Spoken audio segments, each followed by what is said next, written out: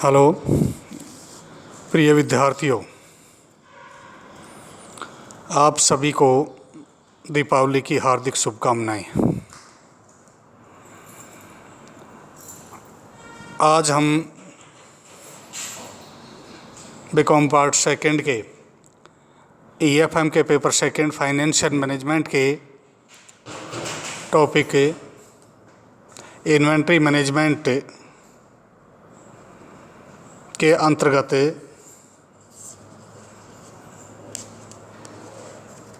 Levels, जिनमें maximum level, minimum level, reorder level, danger level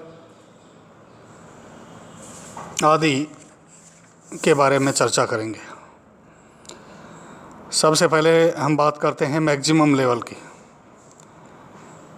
अधिकतम स्तर। मैक्सिमम लेवल स्कंद की वह सीमा है जिससे अधिक मात्रा सामान्य परिस्थितियों में भंडार गृह में नहीं रखी जाती है या नहीं रखी जानी चाहिए।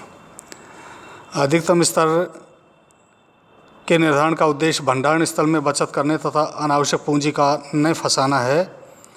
ये अधिकतम स्तर कितना हो, इसका निर्धारण अनेक घटकों को ध्यान में रखकर किया जाता है और ये घटक हैं भंडार गृह में उपलब्ध जगह, प्रतीक्षा अवधि अर्थात आवेदित वस्तु प्राप्त करने में लगने वाला समय, उपलब्ध कार्यशील पूंजी, क्षय अथवा अप्रचलन की संभावना, स्कंद के रखने की लागत, सामग्री की औसत उपभोग दर, वस्तु का गुण एवं किस्म, सामग्री के मूल्य में परिवर्तन की संभावनाएं आदि। अधिकतम स्तर को हम सूत्र रूप में इस प्रकार से ज्ञात कर सकते हैं।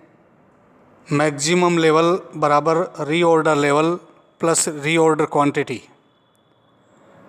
माइनस मिनिमम कंजम्पशन रेट या usage rate into minimum reorder period. न्यूनतम स्तर मिनिमम लेवल स्कंद की वह न्यूनतम मात्रा है जो प्रत्येक समय भंडार गृह में रखी जाती है अथवा इससे नीचे स्कंद को नहीं गिरने दिया जाता। न्यूनतम स्तर के निर्धारण से सामग्री की कमी के कारण उत्पादन कार्य बंद हो जाने या आदेशों की पूर्ति न होने की संभावना समाप्त हो जाती है। इस स्तर का निर्धारण विभिन्न घटकों के आधार पर किया जाता है जो इस प्रकार से हैं। सामग्री की औसत उपभोग दर, average consumption rate of material, नए माल की सुपुर्दगी प्राप्त करने में लगने वाला समय, प्रतीक्षा अवधि और रीऑर्डर लिमिट, पुनः आदेश सीमा। सूत्र रूप में मिनिमम लेवल बराबर reorder level minus normal usage rate into normal reorder period.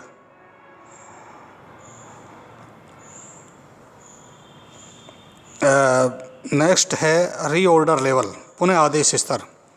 पुनः आदेश स्तर वह स्तर है जहां स्कंद स्तर ऐसी स्थिति में पहुंच जाता है जहां स्कंद के वर्तमान शेष का पुनर्भरण आवश्यक है, क्योंकि स्कंद के लिए आदेश देने और प्राप्त करने के मध्य समयांतर होता है।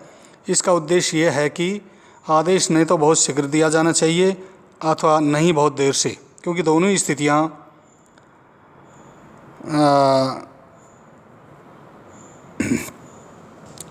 नुकसानदायक होती हैं।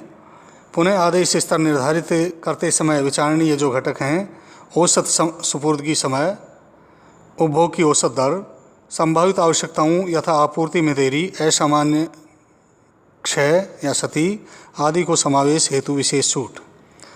रीऑर्डर लेवल को सूत्र रूप में लेते हैं। रीऑर्डर लेवल बराबर maximum usage rate into maximum reorder period.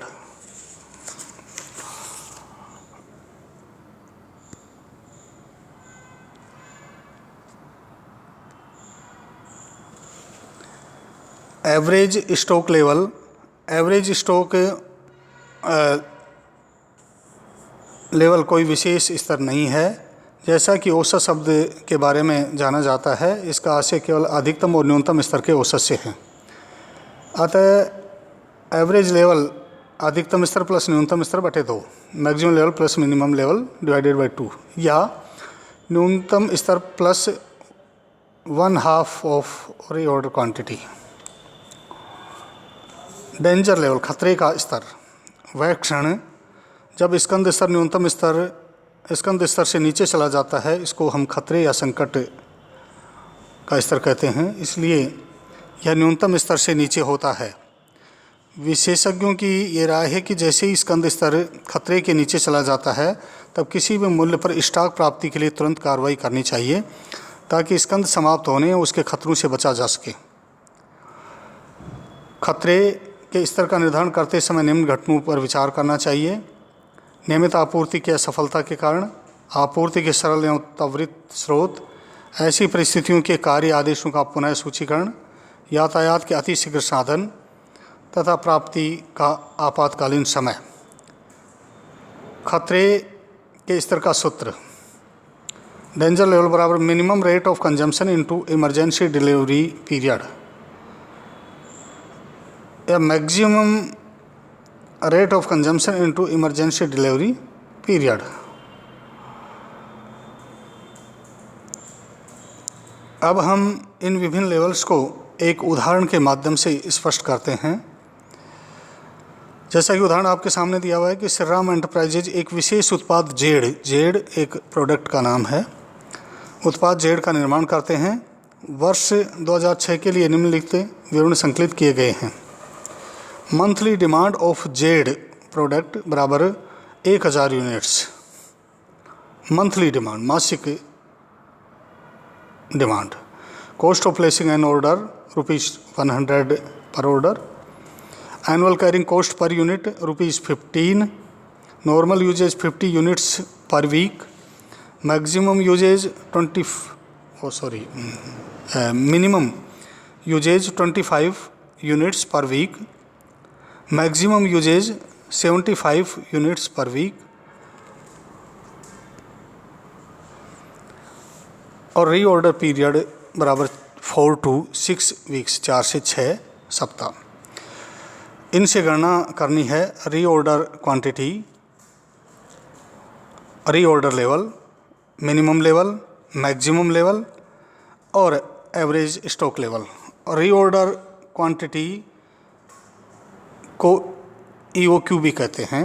EOQ कहें या रीऑर्डर, EOQ या ROQ, रीऑर्डर क्वांटिटी या इकोनॉमिक ऑर्डर क्वांटिटी एक ही होता है। इसलिए EOQ बराबर या ROQ बराबर 2RO/C का अंडर रूट 2 × R 12,000, क्योंकि जेड प्रोडक्ट की मंथली डिमांड है 1000, इसलिए 12 महीने की 12,000। तो 2 × 12,000 × 100 ऑर्डरिंग कॉस्ट फॉर पर order 100 divided by carrying cost ₹15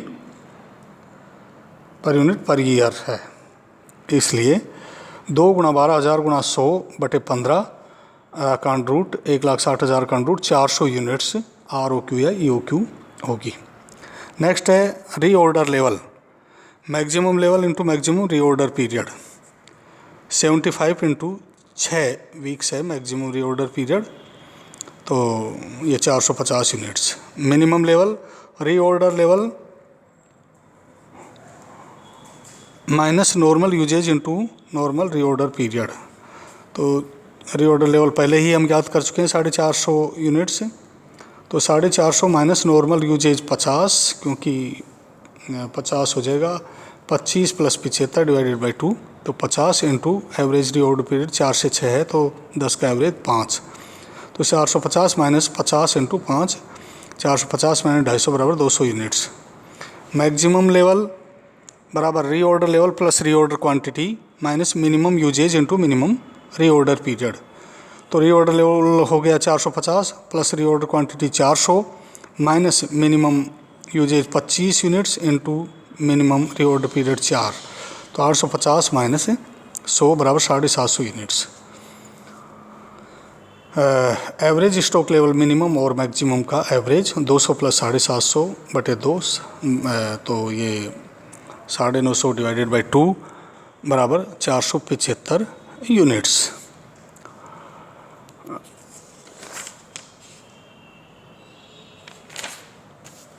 अब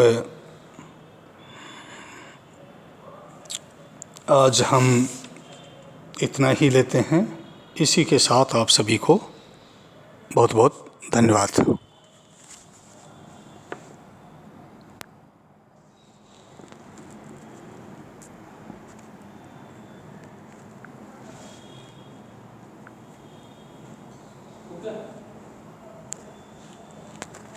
हो गया।